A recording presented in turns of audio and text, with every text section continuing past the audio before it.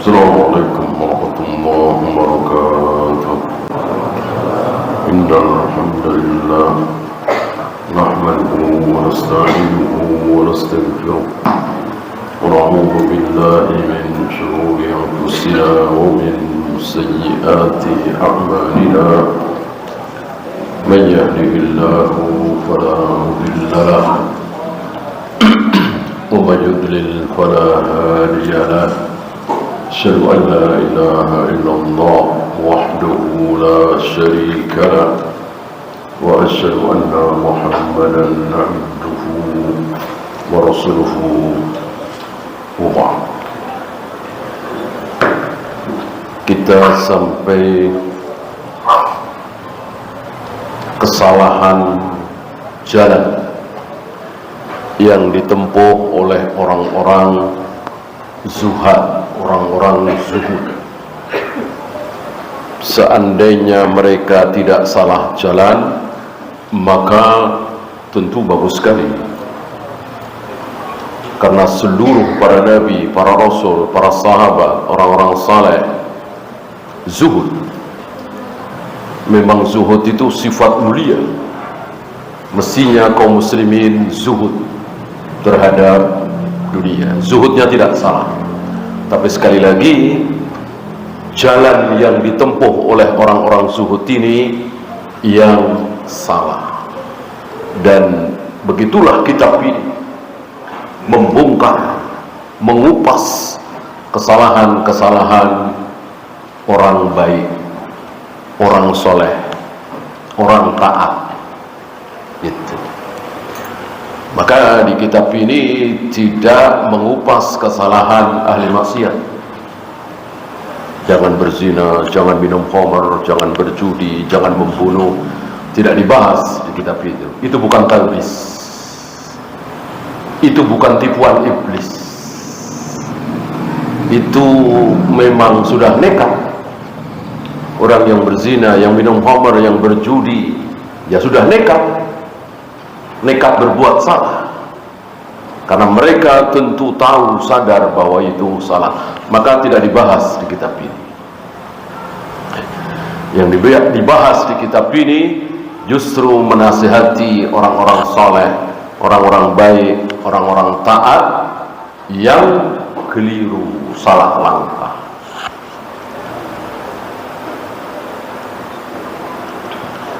Nah, terakhir tentang kesabaran mereka menyendiri, sedikit makanan, sedikit tidur, tidak campur baur dengan manusia, tidak ngobrol santai seperti kita-kita, tapi mereka tahan, mereka kuat, mereka sabar. Karena apa? Karena ditipu oleh syaitan. Gitu. Karena mengharap ridha Allah, tentu itu baik. Ya, disebutkan di sini faladzatuhu ilmun nasi biinfiradihi. Orang-orang tahu, manusia ngelihat bahwa dia menyendiri di masjid, jauh dari keramaian, di puncak gunung, sibuk dengan zikir, wirid, baca Al-Quran. Orang-orang tahu. Itu yang membuat mereka kuat. Ya, ilmun nasi biinfiradihi. Seandainya orang-orang tidak ada yang tahu, barangkali mereka tidak akan kuat. Nah, berarti kan jelas tidak ikhlas. Ya. Wa rubbama ihtajja li inqita'ihi bi anni akhafu an ara fi khuruji al-munqarat. Yang keluar dari lisan mereka, kalau aku bercampur aduk dengan manusia awam, aku akan melihat berbagai macam kemungkaran. Itu yang keluar dari mulut mereka.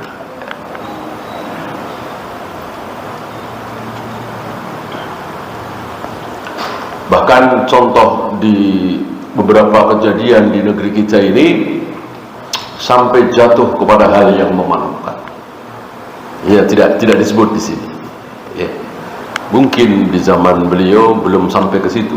Di negeri kita ini di beberapa pesantren, di daerah-daerah, sampai kepada hal yang memalukan, bahkan menjijikkan. Gitu. Diawali dari menyendiri, sibuk dengan zikir, wirid, ya, berakhir dengan sesuatu yang sangat memalukan. Walahu fi dzalika maqasid, dalam hal ini mereka ada maksud yang tersembunyi. Minha al-kibru wa ihtiqarun nas, di antaranya kebesaran, kesombongan, kemasyhuran. Karena orang-orang melihat dia sebagai orang suci, bukan orang sembarangan. Ini orang yang patut dimuliakan, patut dihormati, patut dicium tangannya, kalau perlu kakinya. Kira-kira begitu. Al-kibru wahtiqarun nas, dan merendahkan manusia. Jadi di mata dia, manusia awam itu rendah, yang masih keluar masuk pasar, yang masih mencari kebutuhan dunia, rendah katanya.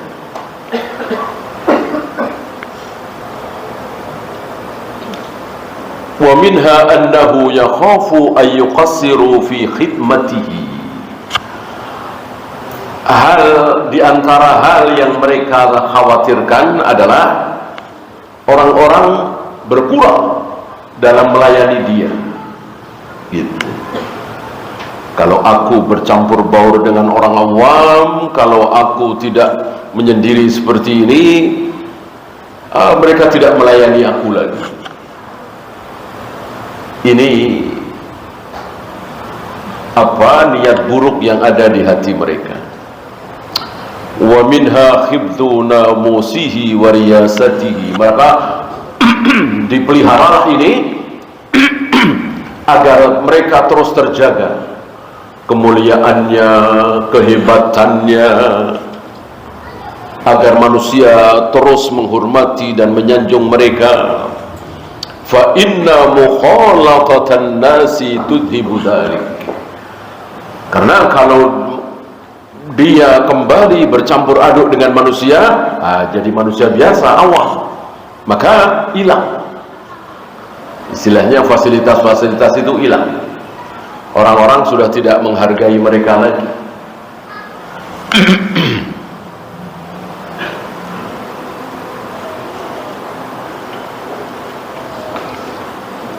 Wa huwa yuridu an yabqa itra'uhu wa dzikruhu. Mereka ingin terus mempertahankan bagaimana kehebatan mereka, ketenaran mereka, yaitu menyendiri sebagai orang suci. Ini kan adanya mestinya di agama-agama Buddha, Hindu, Nasara. Adanya di agama-agama itu, ada memang. Ada orang-orang suci. Dalam Islam tidak ada seperti itu. Yang ada taat apa tidak taat, soleh apa tidak soleh, berilmu atau tidak. Nggak ada istilah orang-orang suci, apalagi disucikan, apalagi dihubung-hubungkan dengan ayahnya, kakeknya, buyutnya, asalnya dari mana. Ini sama sekali tidak dikenal dalam ajaran Islam. Hatta Nabi SAW, saya ini cucu Rasulullah yang kesekian misalnya, apa ada jaminan ketika cucu Nabi pasti baik, pasti manhajnya hak? Sementara ada contoh besar dan diabadikan dalam Al-Quran, bukan cucu lagi, anak seorang Nabi, dan nabinya bukan sembarang nabi, dia masuk dalam ulul azmi, 5 nabi termulia. Anaknya kekal di neraka, padahal langsung anaknya dengan Nabi Nuh, sama-sama nabi, sama-sama rasul, sama-sama maksum, tidak ada bedanya. Kalau anaknya Nabi Nuh ada yang kafir, tentu tidak ada jaminan pula anak beliau, cucu beliau, cicit beliau dan seterusnya pasti beriman, pasti baik, gitu. Kecuali ada dalil.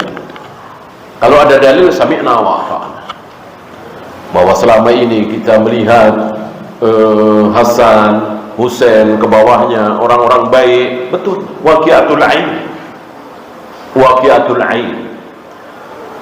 Tapi mungkinkah cucu beliau yang ke sekian puluh, sekian ratus ternyata tidak baik, ahli maksiat? Itu tidak mustahil, kecuali sekali lagi ada dalil. Ya. Anak keturunanku tidak mungkin ada yang kafir, tidak mungkin ada yang ahli bid'ah, tidak mungkin ada yang ahli maksiat. Kalau ada sabda Nabi seperti itu, tentu sami'na wa ata'na. Ya. Sementara sekali lagi sudah ada contoh, yaitu anak dari Nabi Nuh alaihi salatu wassalam, Rasul pertama di muka bumi.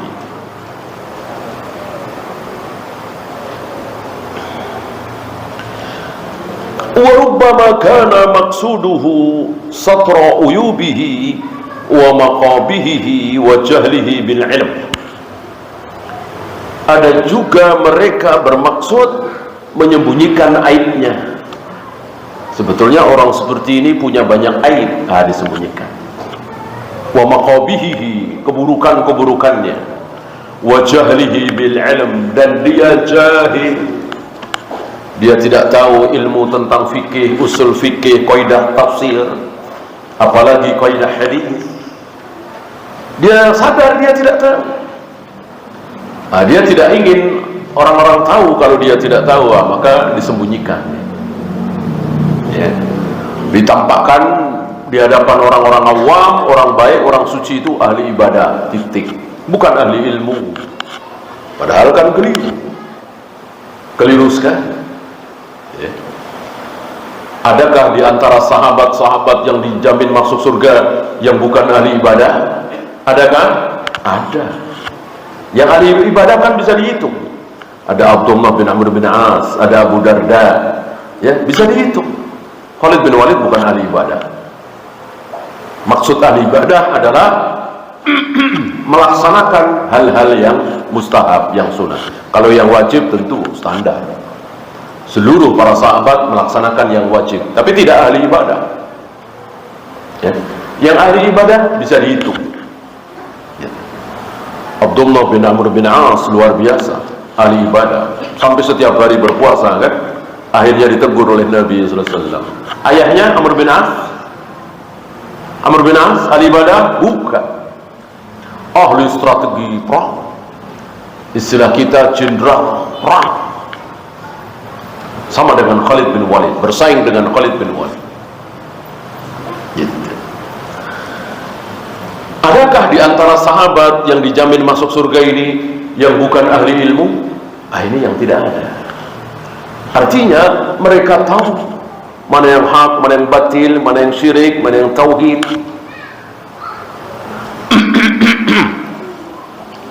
Tidak ada yang terkena syubhat.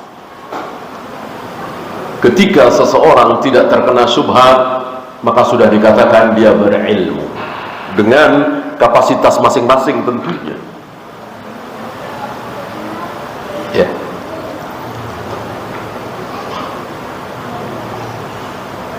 Ketika seseorang hafal Al-Quran, hafal ribuan hadis, tapi Khawarij, tapi Mu'tazilah, tapi Qadariyah, Jami'ah, Asy'ariyah, Maturidiyah, apakah dia disebut dengan berilmu?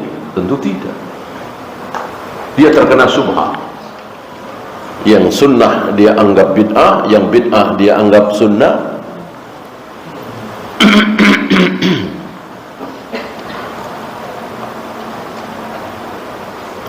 wa yuhibbu an yuzara wa la yazur.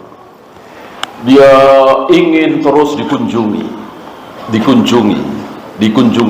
Dia tidak mau mengunjungi. Sementara kita lihat manusia termulia di muka bumi, Rasul sering mengunjungi rumah orang yang kemuliaannya jauh di bawah beliau. Sampai ada seorang Ansor yang waktu itu mengatakan, malam ini tidak ada manusia di muka bumi yang memiliki tamu semulia tamuku. Karena berkunjung ke rumah dia Rasulullah, Abu Bakar, Umar, dan Abu Hurairah malam itu. Ya.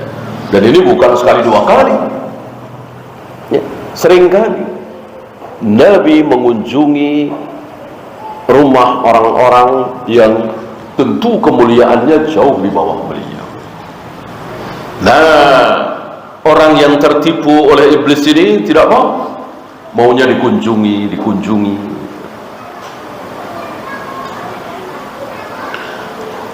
Wa yafrahu bimaji'il umara'i ilaih, dan dia senang, dia merasa tersanjung, dia bahagia ketika dikunjungi oleh umara, oleh pemimpin, presiden, khalifah, amir. Senang, ya. Tidak seperti siapa kemarin, kisah dari Wahab bin Munabbih, ya, dikunjungi seorang khalifah malah tidak suka. Dia sembunyikan ketaatannya, dia sembunyikan kelebihannya, dia tampakkan keburukan yang tidak haram tentunya. Menampakkan yang haram tentu tidak boleh, ya. Yang tidak pantas tapi tidak haram, yaitu makan dengan begitu lahapnya. Demi melindungi dirinya jangan sampai didekati oleh penguasa. Ini justru dalam rangka tidak sombong.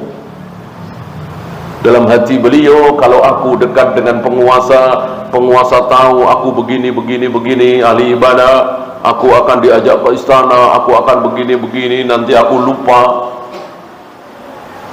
Gitu. Justru dalam rangka tidak sombong. Nah, ini sebaliknya.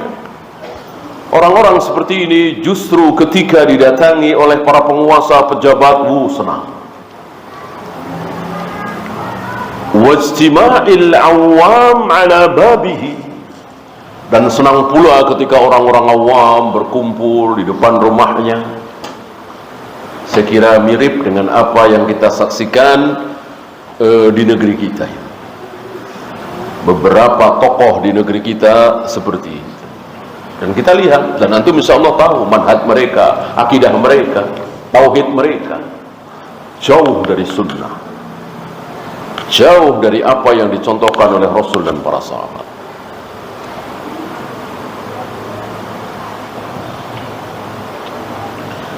Wa taqbilihim yadihi,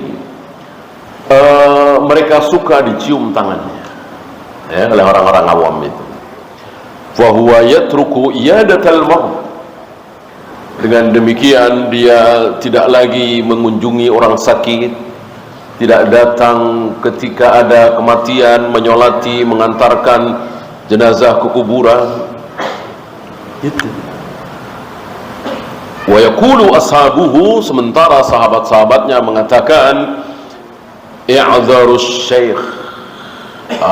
Wajar kalau beliau syekh ini, wajar, memberikan udzur. Fa hadhihi 'adatu, memang kebiasaan beliau seperti ini. Karena sudah terlanjur jatuh cinta dan terkena syubhat, akhirnya kesalahan si syekh ini ditutup-tutupi.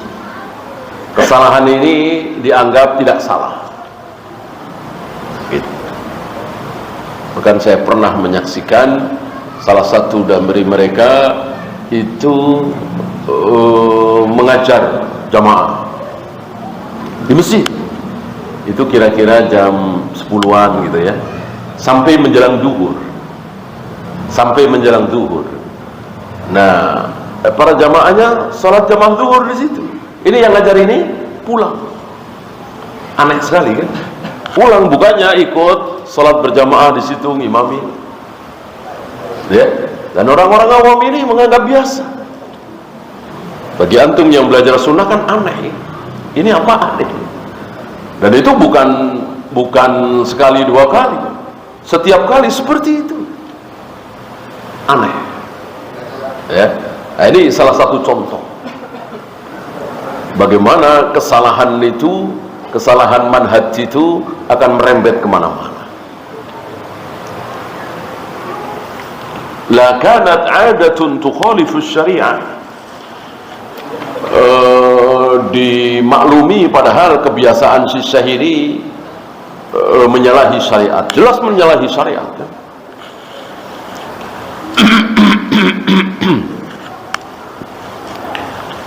Walau ihtaja hadha syakhsu ila al-qut, ketika dia membutuhkan makanan, manusia tentu membutuhkan makanan, walam yakun indahu man yashtarihi lahu, sementara tidak ada yang bisa mencarikan, membelikan di pasar, kebetulan lagi nggak ada orang, nggak ada muridnya, nggak ada anaknya, nggak ada jamaahnya, ya. Sabara 'alal ju', maka dia bersabar dalam keadaan lapar. Ini kan tercela. Lebih baik lapar daripada keluar ke pasar, ke warung cari makanan, padahal tidak sedang saum. Jelas ini tercela. Ya. Melaparkan diri itu akan berpahala kalau puasa. Kalau tidak sedang puasa kok melaparkan diri, sengaja tidak makan apa-apa, tidak minum apa-apa, maka ini tercela. Makan berlebihan tercela, tetapi tidak mau makan, melaparkan diri padahal tidak puasa, tercela.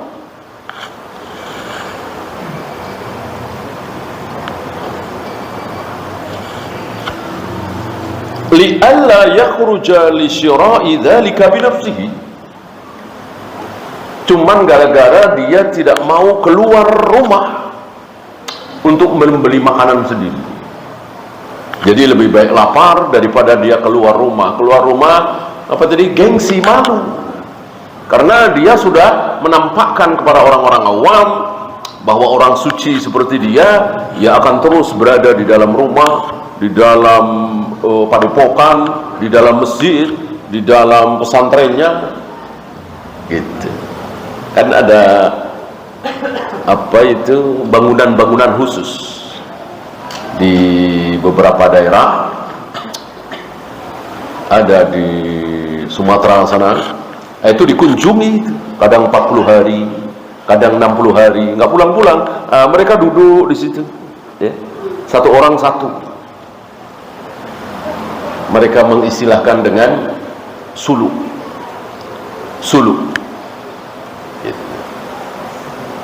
Nah, ini terus keadaannya seperti itu.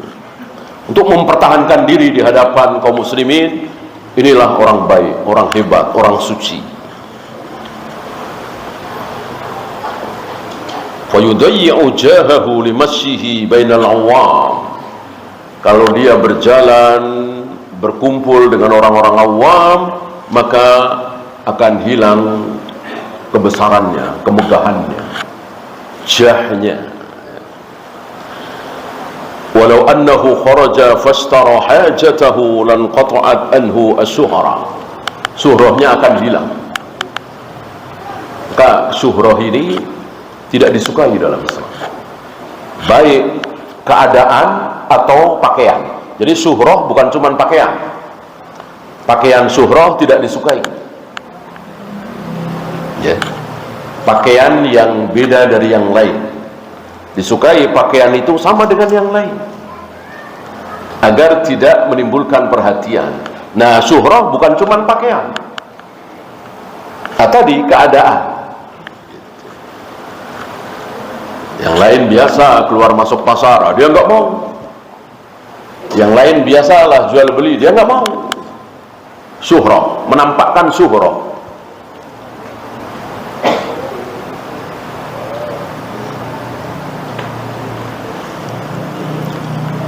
Waqad kana Rasulullah sallallahu alaihi wasallam yakhruju ila suq. Lihat manusia termulia ini, manusia yang surga diharamkan bagi siapapun sebelum beliau masuk surga, karena beliau yang diberi penghormatan oleh Allah untuk membuka gerbang surga. Yakhruju ila suq, beliau keluar masuk pasar, padahal manusia termulia di muka bumi. Ya. Inilah firqah itu membikin lupa, ilmu itu membikin lupa. Iya ya, gitu. Banyak dari saudara-saudara kita yang tersadarkan hanya oleh satu kalimat. Misalnya bertahun-tahun dia merayakan maulid, kadang-kadang dia sadar dengan satu kalimat, dengan satu pertanyaan. Apakah Rasulullah tahu kalau maulid Nabi itu baik? Tolong jawab, tahu apa tidak tahu? Dijawab tahu, hancur dia. Dijawab nggak tahu, lebih hancur lagi dia.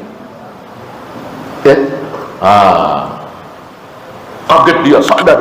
Iya ya, iya ya, gitu.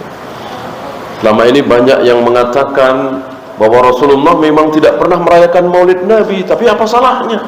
Kan isinya bagus. Nah, coba pertanyaan tadi, apakah Rasulullah tahu kalau maulid Nabi itu baik? Kalau dijawab tahu, berarti dia nuduh Rasulullah berkhianat.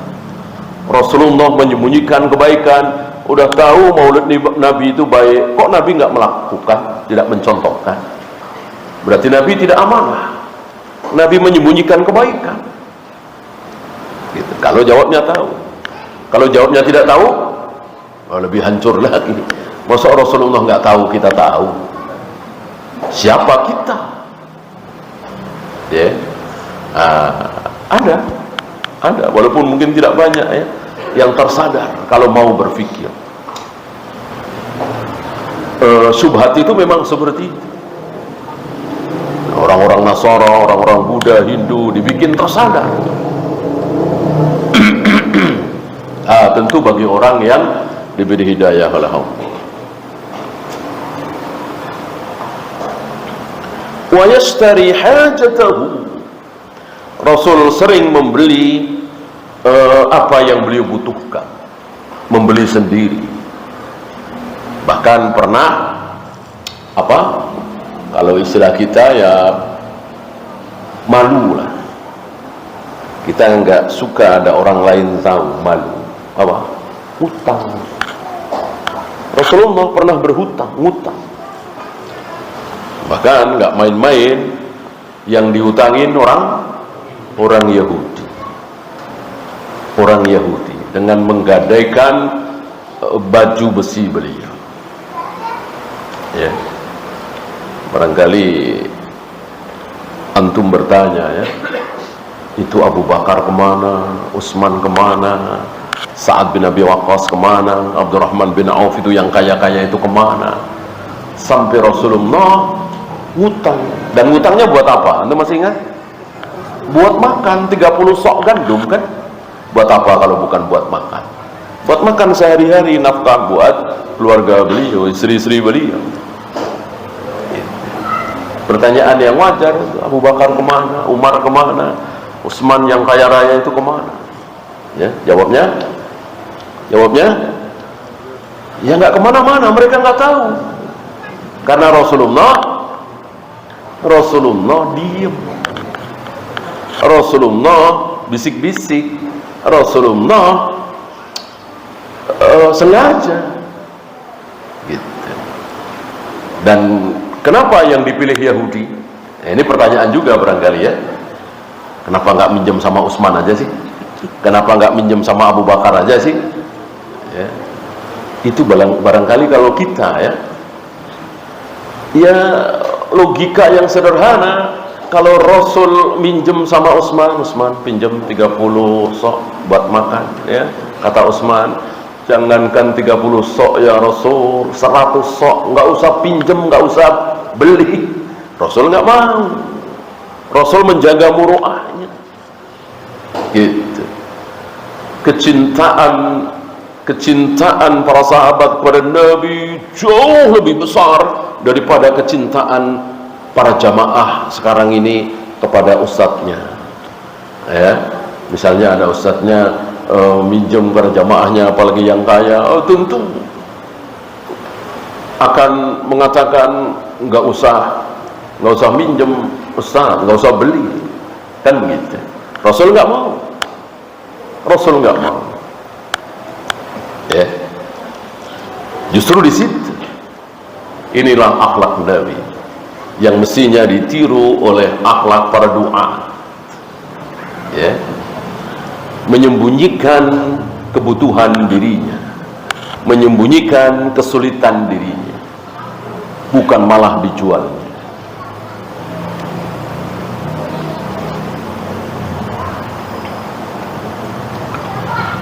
Wa yahmiluha binafsihi, dan dibawa sendiri, menjadi kebiasaan beliau membawa sendiri. Wa kana Abu Bakrin radhiyallahu anhu, ini contoh berikutnya Abu Bakar, yahmilu thiyaba ala katifihi, memanggul thiyab, ya, barang yang berupa pakaian, di atas pundak beliau. Ya, fayabi'u wa yashtari, untuk dijualnya kemudian membelinya, namanya pedagang. Inilah orang-orang saleh, orang-orang yang paling saleh.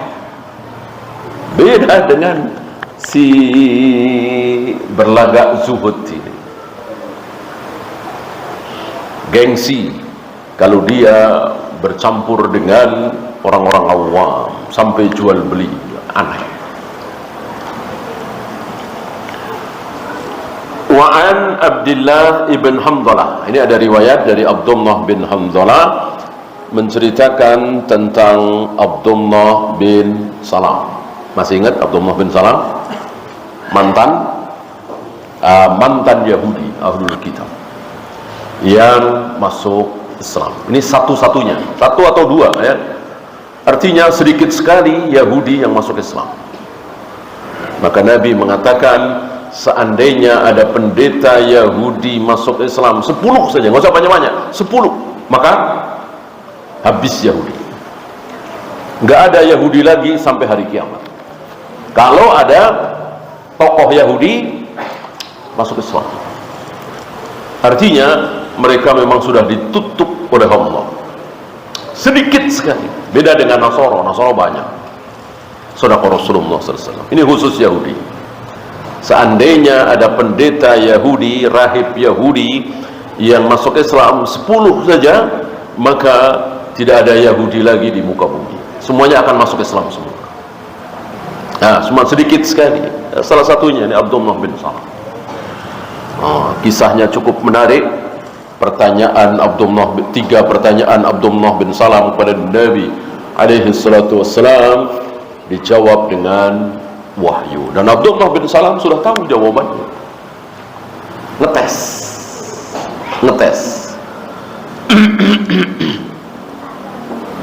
Tidak mungkin ada yang bisa menjawab pertanyaanku ini, tidak mungkin bisa dijawab kalau dia bukan Nabi.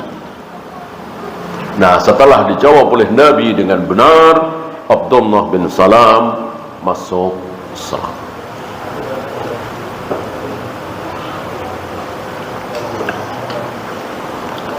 Marra Abdullah ibn Salam wa ala ra'sihi hismatu hatabin. Abdullah bin Salam, tentu ini sepeninggal Nabi, ya, mungkin Abu Bakar sudah wafat juga. Kita tahu bagaimana Abdullah bin Salam di mata para sahabat.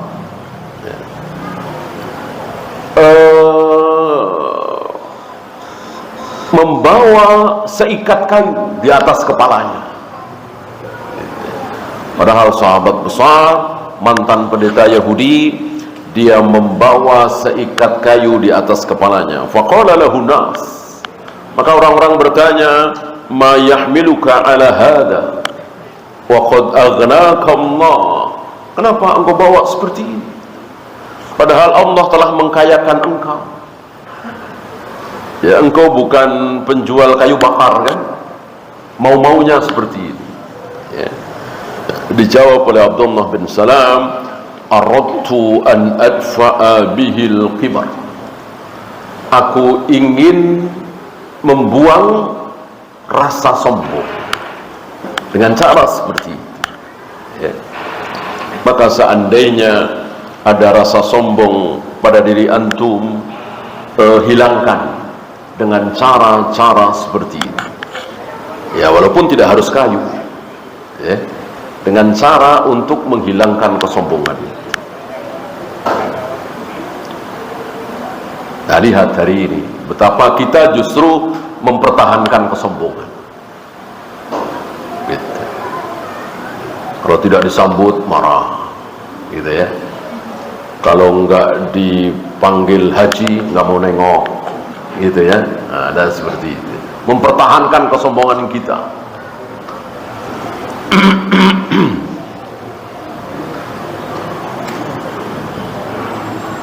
Ada lagi kalau pintu mobil nggak dibukain nggak mau keluar, padahal kan bisa buka sendiri, gampang sekali kan, nunggu dibukain.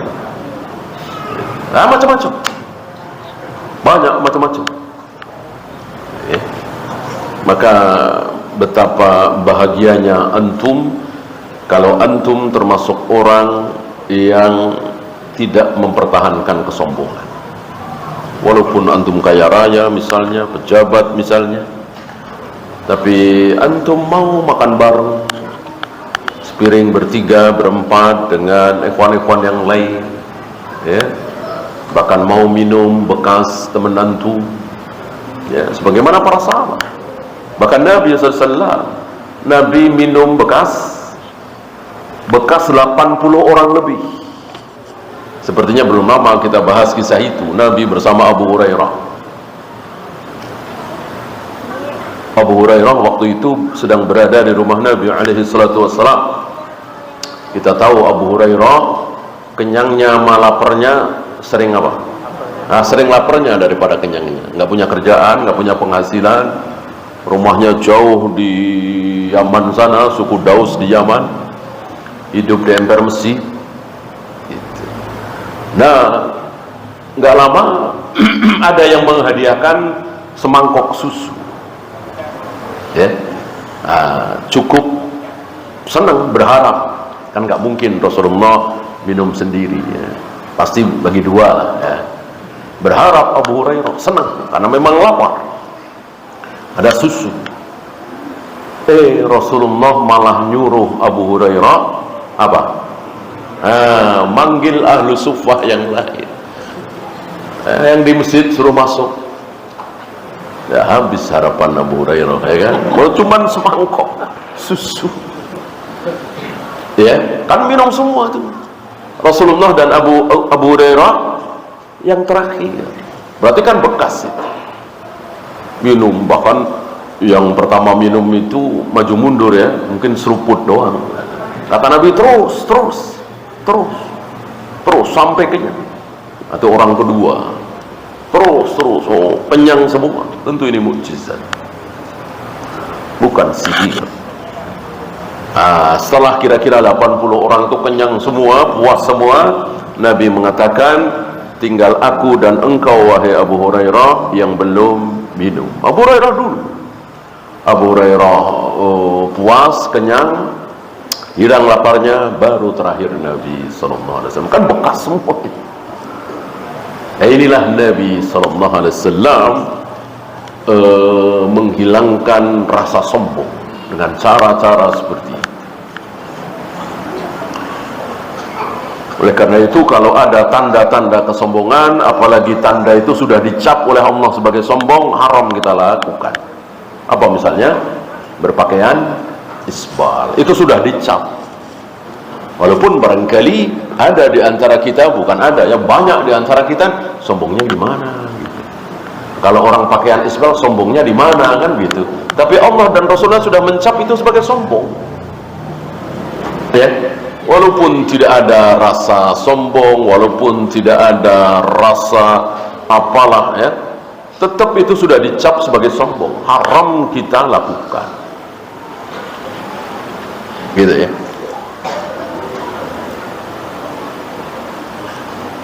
Sebagaimana laki-laki memakai emas misalnya, memakai sutra, sudah dicapin tidak boleh, itu haram.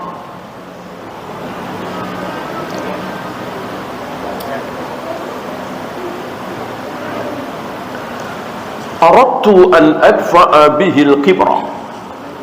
Kata Abdullah bin Salam, sengaja aku lakukan ini karena aku ingin menghilangkan kesombongan dari diriku. Wa dzalika anni sami'tu Rasulullah sallallahu alaihi wasallam yaqul.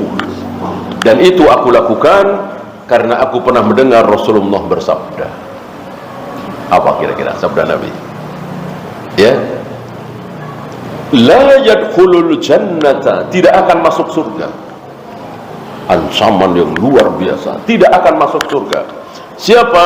Abdun, seorang hamba, fi qalbihi, yang di dalam hatinya misqalu dzarratin minal kibar, ada kesombongan sebesar zarrah. Zarrah kecil sekali, mungkin hampir tidak terlihat saking kecilnya, tapi itu ada di hati. Sombong itu terancam la yadkhulul jannah, tidak akan masuk surga. Ya. Dan Syekh Ali Hasan dalam takliknya di sini menyatakan bahwa hadis ini sahih. Ya, ada di Targhib wa Tarhib, kemudian Majma'uz Zawaid, kemudian disahihkan oleh Syekh kami, guru kami, yaitu Syekh Albani. Ya, maka tidak ada alasan bagi kita menolak hadis ini. Tidak ada alasan bagi kita untuk tidak takut. Bagaimana tidak masuk surga orang yang ada kesombongan? Ya, maka dalam rangka takut dengan ancaman ini, dibela-belain oleh Abdullah bin Salam berbuat seperti tadi. Ya. Walaupun kesombongan yang hakiki apa? Bahwa itu benar untuk menghilangkan rasa sombong, betul. Tapi ada kesombongan yang hakiki. Kesombongan yang sebenarnya adalah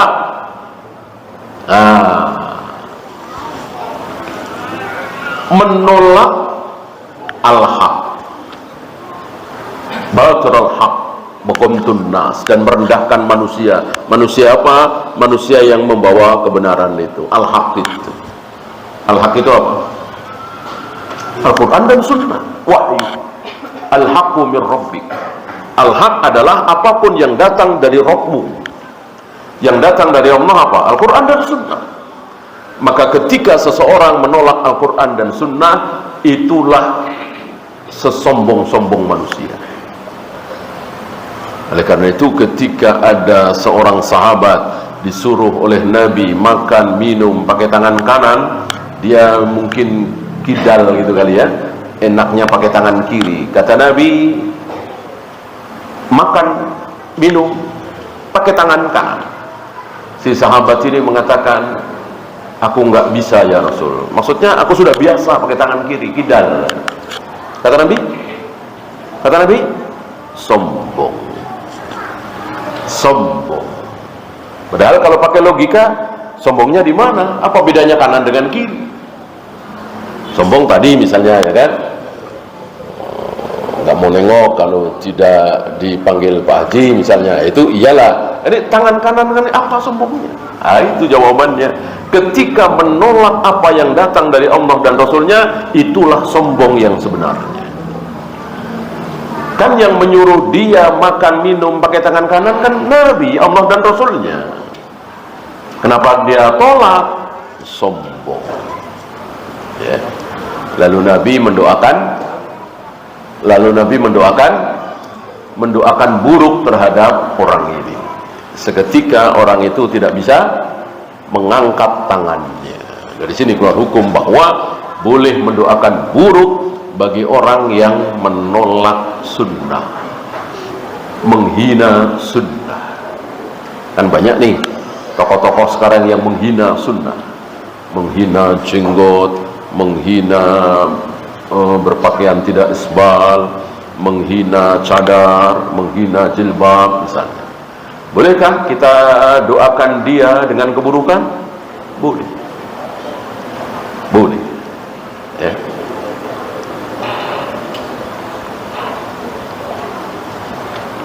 Sebagian dari mereka di negeri kita ini kita saksikan, ya. Ini mungkin doa sebagian ikhwan kita, ya. Karena sekali lagi boleh mendoakan buruk kepada ahlul bidah yang menghina sunnah, merendahkan sunnah. La yadkhulul jannata 'abdun fi qalbihi mithqalu dzarratin minal kibar. Ini ancaman yang sangat luar biasa. Tidak akan masuk surga seorang hamba, ini hamba ya. Ya, tapi di dalam hatinya ada kesombongan walaupun sebesar zarrah. Wallahu a'lam. Ya, silakan azan dulu. Sallallahu alaihi Muhammadin sallallahu alaihi wasallam. Wa akhiru da'wana alhamdulillahi rabbil alamin.